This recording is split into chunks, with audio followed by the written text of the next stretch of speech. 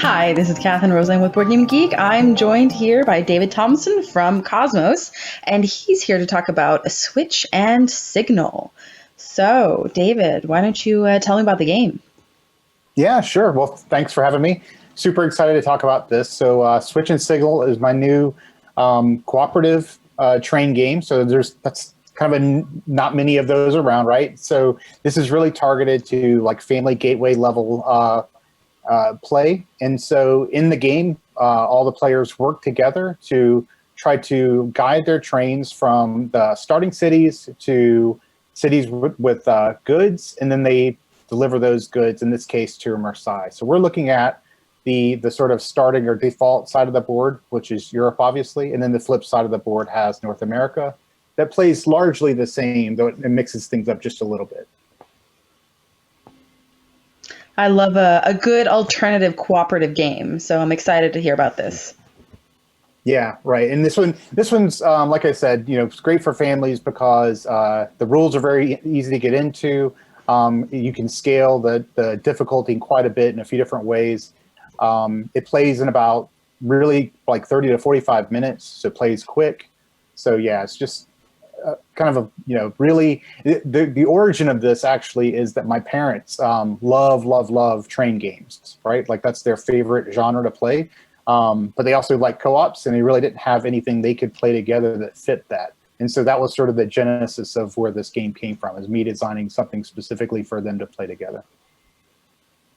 Fantastic. It's a great way to find, a lovely little new kind of idea, right? Right. Yep. Absolutely. So why don't you show us a bit of a gameplay? How does a round build up? Yeah. So Eric's got the board all set up there, so we can just basically talk kind of through the game. At the bottom right of the board, Eric has the time cards there. So at the beginning of the game, he would just flip that over, and that's going to show that card really tells us what to do as far as what the game is driving. So it shows that there are three trains: black, brown, and gray. And in the game, you can see at the bottom of the board, there's nine of those, three of each color. The black trains are the fastest. Then the brown and the gray are extremely slow. And so you're going to have to choose which trains to put on the board. And you're going to base that on, how, if you want the fast ones to move or the slow ones or whatever. Each has their sort of pros and cons depending on what's going on. So at the beginning of the game, he'll roll to place a black train, and we would just place it wherever one of the starting cities around the board. So in this case, we place it on 5. And then we would do the same for brown. And then lastly, we would place the gray train. And so then we would start the game by each player has a set of 5 cards in their hand. And those 5 cards have 3 different actions on them. So there's really only three different cards in the game.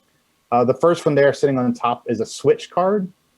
And so that allows Eric to reconfigure any one of the switches, which are the little areas with the black discs, to a different configuration. And that configuration is going to allow the train to move through the open part of the switch. So if you look at like the black train on the left side of the board, Eric has now switched it so he could path its way towards Paris, right?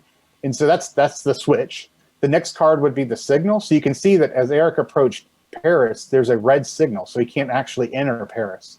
He could use his signal card to change any green signal on the board to place it there in Paris. So he's chosen to move the signal from one position in Paris to another, and now that lets him guide the train into Paris. You can move the signals anywhere on the board you want. The only limitation is that each of those cities that have cargo on them must have at least one signal, but they can have more than one.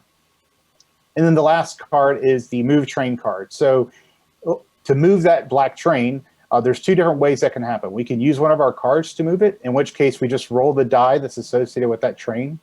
So that's our fastest train. So yeah, it would move 3. Now, interesting people are going to say, well, is this a roll and move game? And technically it is. But what we've done here is we've controlled the probability of how those trains move with custom dice, right? So the black die is going to allow the black train to move the farthest, then the brown die, and then the gray die. We look at the dice faces on there. It's a very slow train. So So those are the basic actions in the game. The only one we didn't talk about is the load freight action. So if the black train had reached Paris, if it was inside it, we can use any one of the 3 cards to load the freight up into the black train.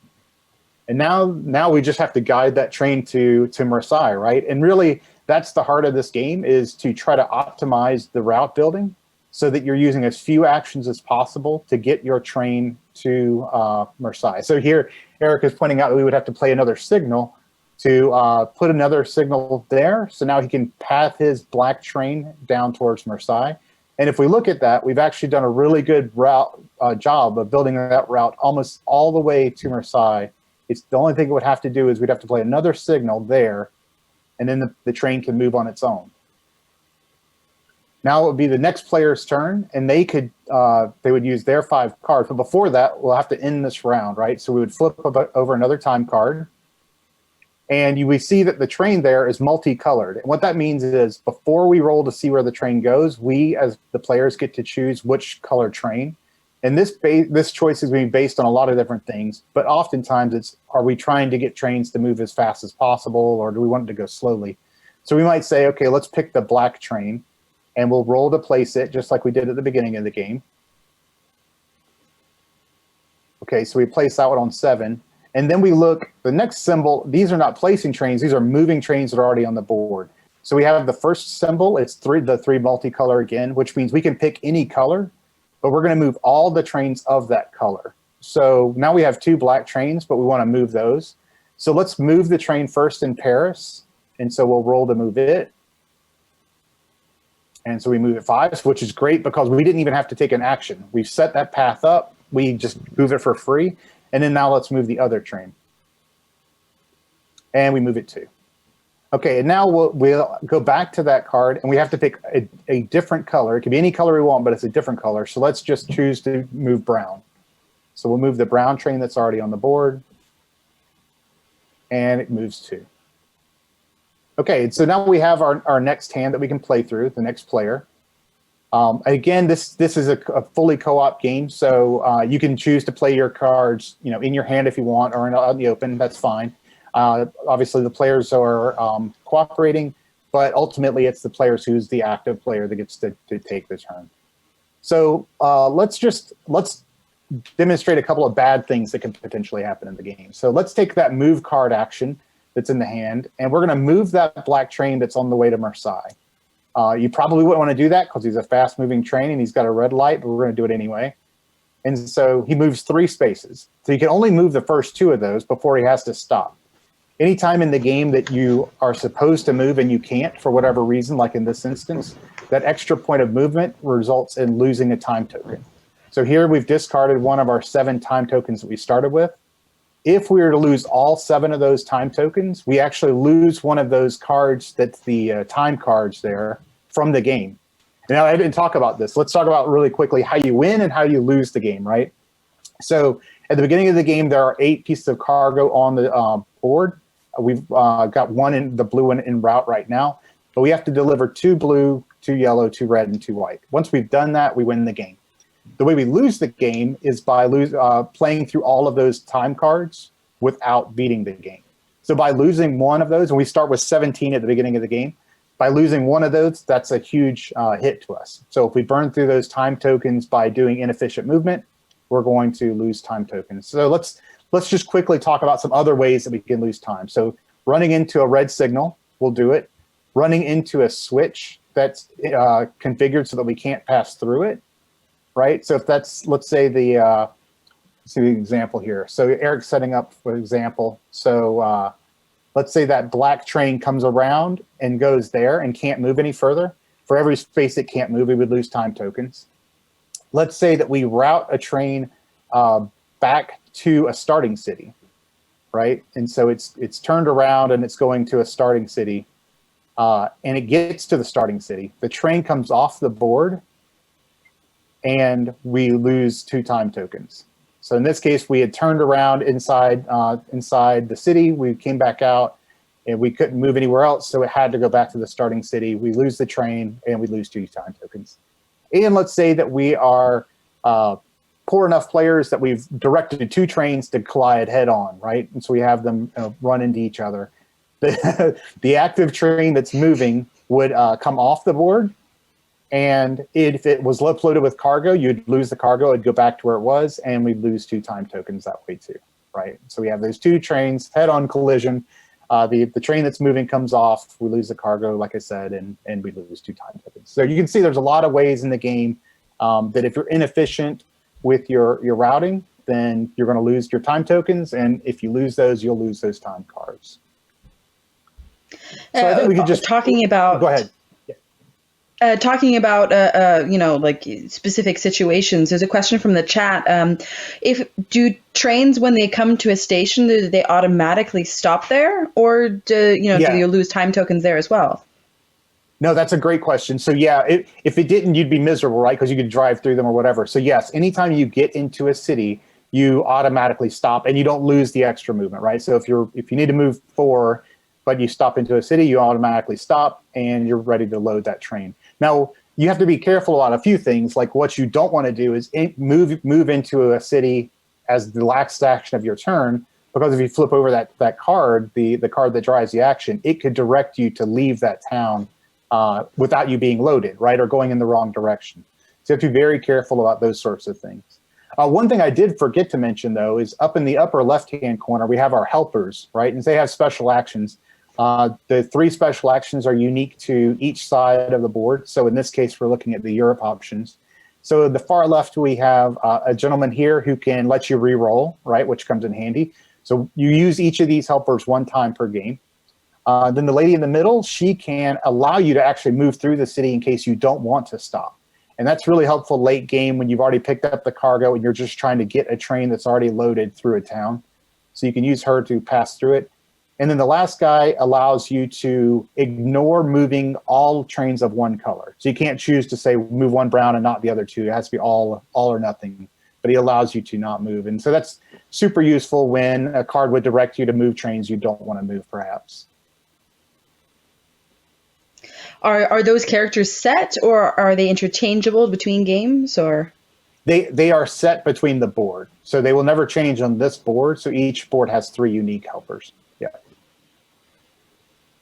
And so let's talk about a couple of, just real briefly, ways in which you can adjust the difficulty of the game, right? So like I said, at the beginning of the game, you start with 7 time tokens. There's actually 10 in the game, so you can adjust that. You can actually go up to 10 to make it easier for yourself.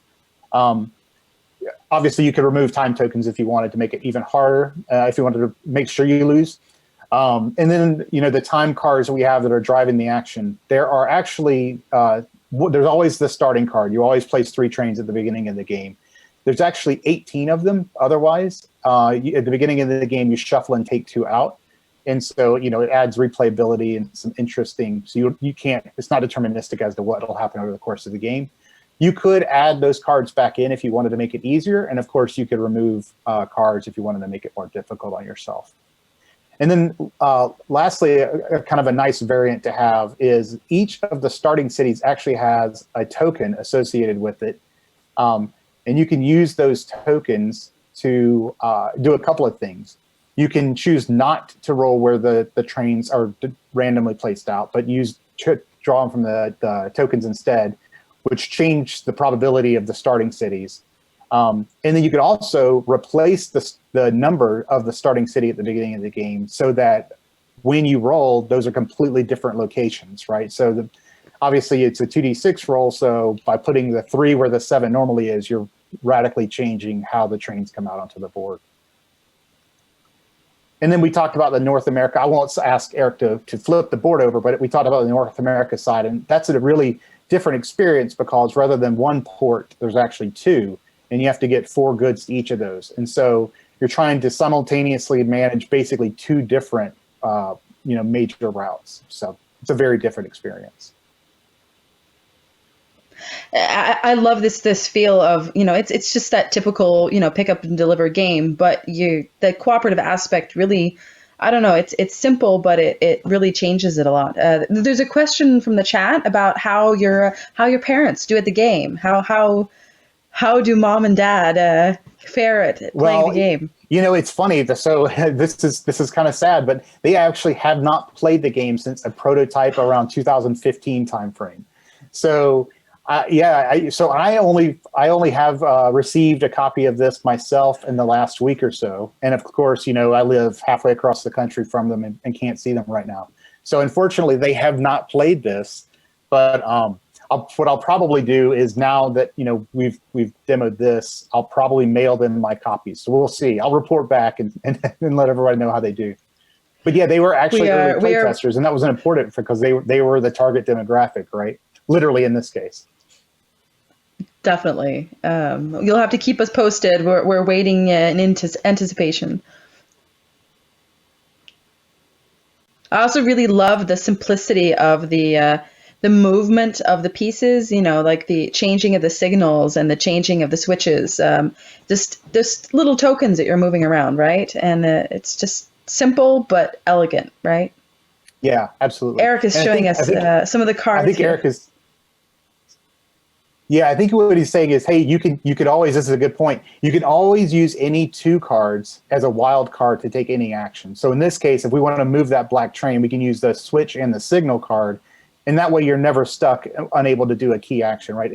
The game is really all about optimizing your actions, using as few cards as possible to do the most lucrative action, but you're never stuck and unable to do something. And so here we would just roll to place a new train, right? So as we talked about earlier, so we would pick first, and so we're going to place a brown and roll it and place it on the 8 spot. I was thinking there was a point. Oh yeah, one thing that I think for fans of things like model railroading, it gives you that sort of feel, like that really micro level route building control. So I think anybody that likes that sort of that feel to the game will really enjoy it. Definitely. So when can we get our hands on a copy of this? So this game is available now. The German version is available now. For people who just can't possibly wait, they can't resist it. The entire game is language independent, right? So there's no language on any of the bits. The only thing is the rule book. So it's available in German now, and it'll be available in English next year. Fantastic. So keep your eyes out for that. It's a lovely, elegant little train cooperative game. That is Switch and Signal from Cosmos. Thanks again, David. This looks great. I can't wait to give it a try. Yeah, thanks for having me.